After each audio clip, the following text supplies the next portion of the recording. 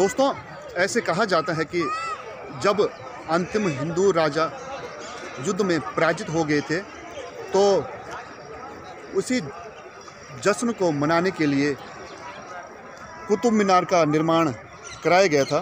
साथियों, मैं आपका अजीज मित्र रवि सिंह भंडारी एक बार फिर से आप लोगों को सम्मुख।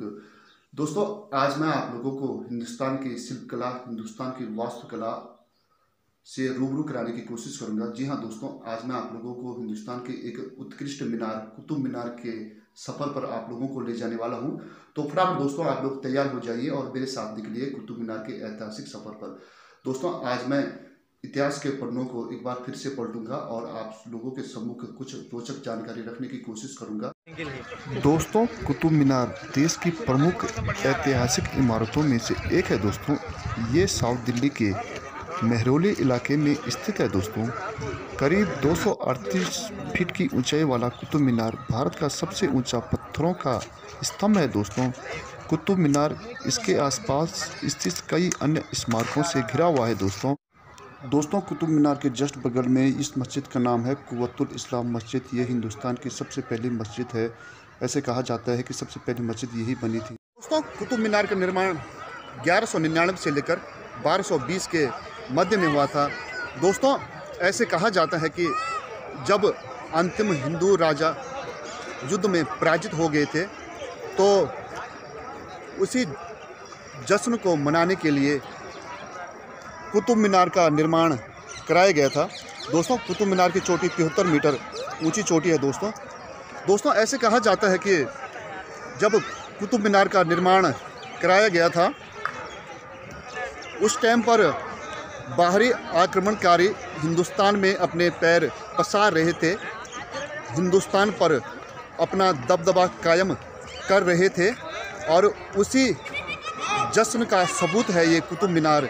अंतिम हिंदू राजा की जब हार हुई थी तो उस हार को एंजॉय करने के लिए, उस जश्न को एंजॉय करने के लिए कुतुब मीनार का निर्माण कराया गया था। दोस्तों, ये मैं नहीं कह रहा हूँ, ये हमारा पुराना इतिहास कह रहा है।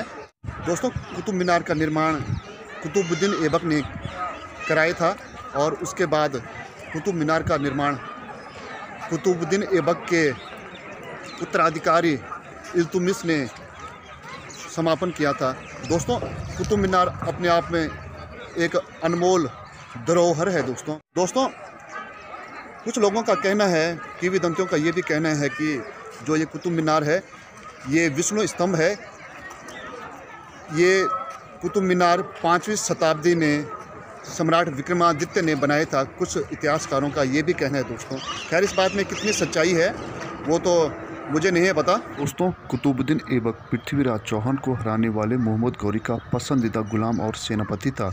गौरी ऐबक को दिल्ली और अजमेर का शासन सौंपकर वापस लौट गया था। 1206 में गौरी की मौत के बाद ऐबक आज़ाद शासक बन गया और उसने दिल्ली सल्तनत की स्थापना की।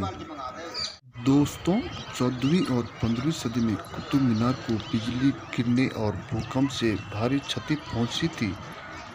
पहले इसकी शीर्ष 2 मंजिलों को फिरोज शाह तुगलक ने मरम्मत करवाई थी। दोस्तों, 1505 में सिकंदर लोदी ने बड़े पैमाने पर इसकी मरम्मत कराई थी और इसकी ऊपरी 2 मंजिलों का विस्तार किया था। 1803 में आए भूकंप से कुतुब मीनार को फिर से नुकसान पहुंचा। दोस्तों, 1981 से लेकर अब तक कुतुब मीनार के अंदर जाना वर्जित है। वो इसलिए वर्जित है क्योंकि 1981 में कुतुब मीनार के अंदर एक भगदड़ हुई थी जिसमें 45 लोगों ने अपनी जान गंवाई थी। वहाँ पर अचानक से बिजली गुल हो गई थी। ऐसे कहा जाता है कि उन लोगों का साया आज भी कुतुब मीनार के आसपास है। दोस्तों, दिल्ली में जो घूमने के लिए जो सबसे सही समय माना जाता है वो है अक्टूबर से लेकर अप्रैल तक, क्योंकि इस टाइम पर दिल्ली का जो मौसम है वो अच्छा मौसम रहता है और जो अन्य महीने होते हैं उस टाइम पर दिल्ली में अत्यधिक मात्रा में गर्मी पड़ती है। फिर जून जुलाई बरसात के मौसम हो जाते हैं। तो आप लोगों को अगर कभी भी अगर दिल्ली में विजिट करना होगा तो आप लोग अक्टूबर से लेकर अप्रैल के महीने में दिल्ली में घूमने आ सकते हैं। दोस्तों, दिल्ली में घूमने के लिए बहुत सारी जगह हैं। दोस्तों, ये आप मेरे कैमरे के माध्यम से देख पा रहे होंगे। ये जो आप पीछे जो खंडर देख रहे होंगे, इन्हीं खंडरों के बीच में अलाउद्दीन खिलजी का मकबरा है, अलाउद्दीन खिलजी की कब्र है दोस्तों। इस खूबसूरत मीनार ने हिंदुस्तान के इतिहास को करवट लेते हुए बहुत ही करीब से देखा है। दोस्तों, इस खूबसूरत मीनार ने कभी विदेशी आक्रांताओं का दंश झेला है तो कभी प्रकृति के थपेड़े झेले हैं, पर उसके बावजूद भी ये खूबसूरत मीनार ज्यों की त्यों आज भी अडिग है दोस्तों।